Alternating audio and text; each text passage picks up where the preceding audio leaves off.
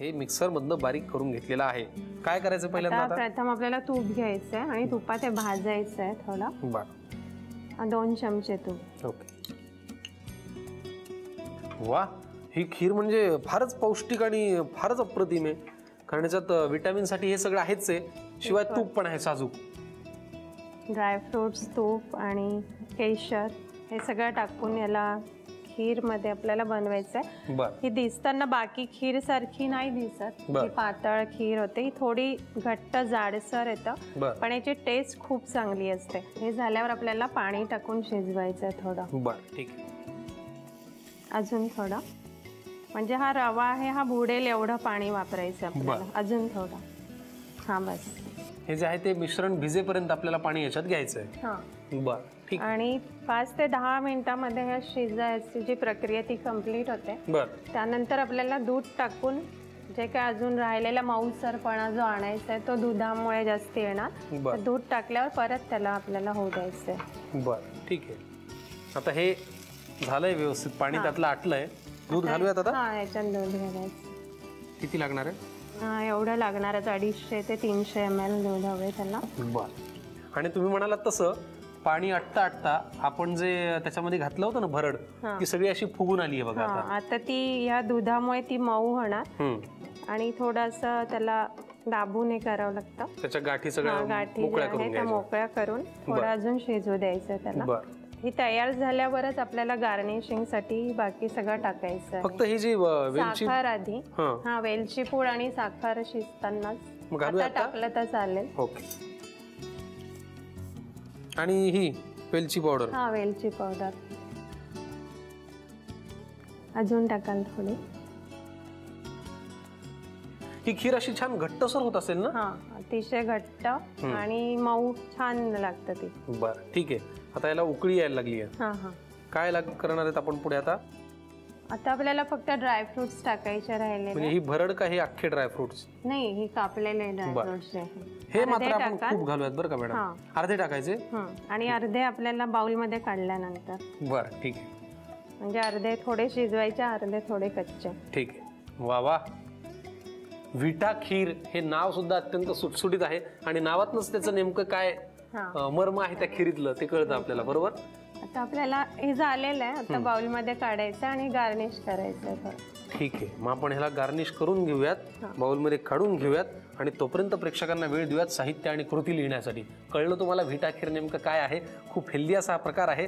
गोडाला गोड, हेल्दीला हेल्दी. पटकन तुम्ही लिहून घ्यायसाठी लागणारं साहित्य आणि कृती. विटा खीर बनवण्यासाठी लागणारं साहित्य: दूध, भिजवलेली ज्वारी, भिजवलेले गहू, भिजवलेले तांदूळ, साजूक तूप, वेलची पूड, केशर, काजू, बदाम, साखर आणि ड्रायफ्रुट्सचे काप. कृती: प्रथम एका बाउलमध्ये भिजवलेले गहू, तांदूळ आणि ज्वारी घालून ते जाडसर वाटून घ्यावं. एका कढईमध्ये तूप गरम करून त्यामध्ये जाडसर वाटलेलं मिश्रण भाजून त्यामध्ये पाणी घालून एक उकळी घ्यावी. नंतर त्यामध्ये दूध, साखर, वेलची पावडर आणि ड्रायफ्रुट्सचे काप घालून खीर शिजवून घ्यावी आणि सर्व्ह करावी.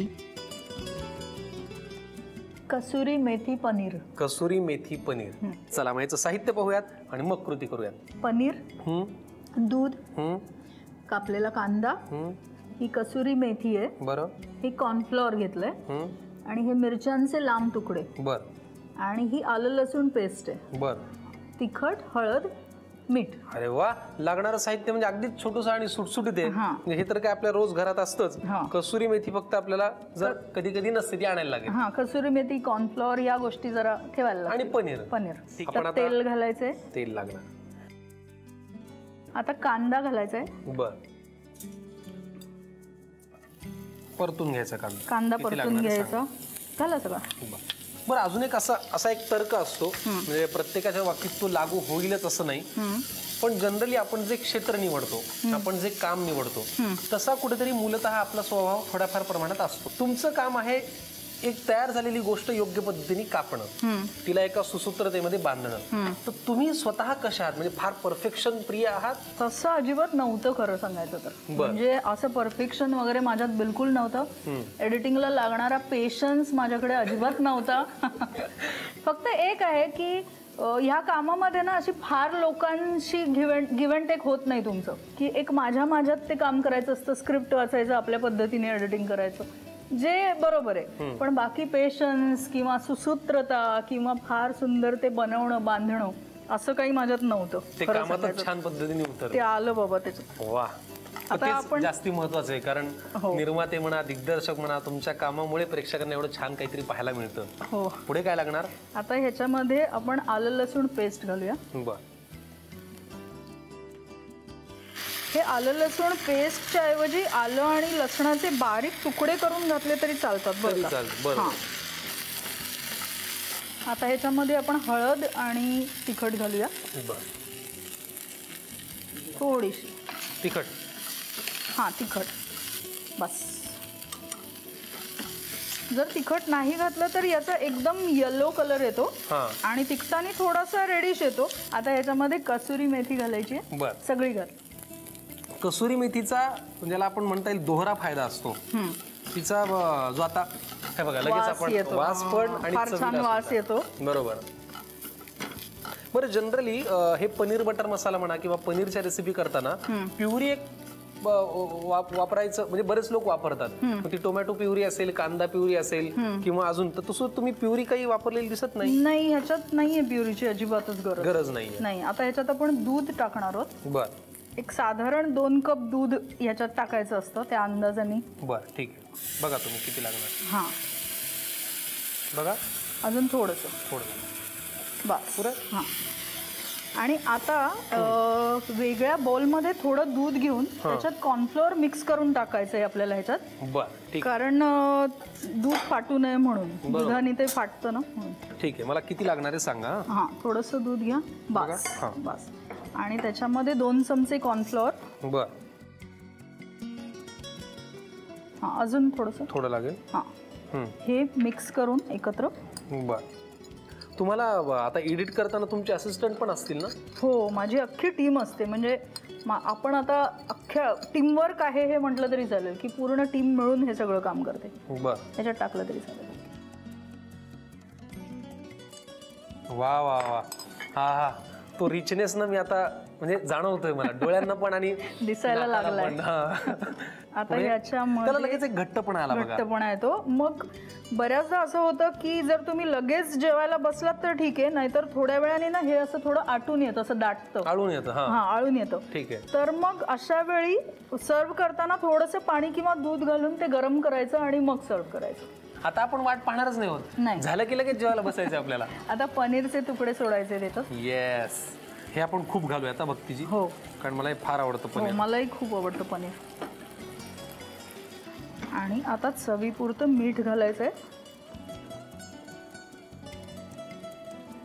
पुरे. हां, आणि याला बिलकुल फार उकळायची गरज नाहीये. आणि पनीर पण मी असंच मला आवडतं, म्हणजे वेगळं तळून वगैरे घालायला मला आवडत नाही. असंच सॉफ्ट पनीर क्रिस्पी होण्यासाठी तळून घालतात लोक. बरोबर आहे. तर त्याला फक्त मीठ घातल्यानंतर एक उकळी आली की ते बंद करायचं. उकळी आलेलीच आहे. त्याच्यामुळे कसुरी मेथी पनीर तयार आहे. अशी ही रिच दिसणारी, रिच चवीला असणारी रेसिपी आम्ही तयार केलेली आहे. भक्तीजी खरं तर बाय प्रोफेशन एडिटर आहेत, पण कुठलीही काटछाट न करता अगदी सरळ हातांनी आम्ही ही रेसिपी केलेली आहे. तुम्ही सुद्धा करू नका. पटकन लिहून घ्यायसाठी लागणारं साहित्य आणि कृती. कसुरी मेथी पनीरसाठी लागणारं साहित्य: पनीरचे तुकडे, कसुरी मेथी, दूध, कांदा, हिरव्या मिरचीचे काप, कॉर्नफ्लॉवर, आलं लसूण पेस्ट, तिखट, हळद आणि मीठ. कृती: प्रथम फ्राईंग पॅन मध्ये तेल गरम करून त्यामध्ये कांदा परतून घ्यावा. नंतर त्यामध्ये आलं लसूण पेस्ट, हळद, तिखट, कसुरी मेथी, दूध, कॉर्नफ्लोअरची पेस्ट, पनीरचे तुकडे आणि मीठ घालून कसुरी मेथी पनीर तयार करून घ्यावं आणि सर्व्ह करावं. आपली जी पहिली रेसिपी आहे ती आहे खोया अंजीर भुजिया. आता जी दुसरी रेसिपी एकदम इंटरेस्टिंग रेसिपी आहे, भावनगरी गाठिया आणि मक्याच्या भरल्या मिरच्या.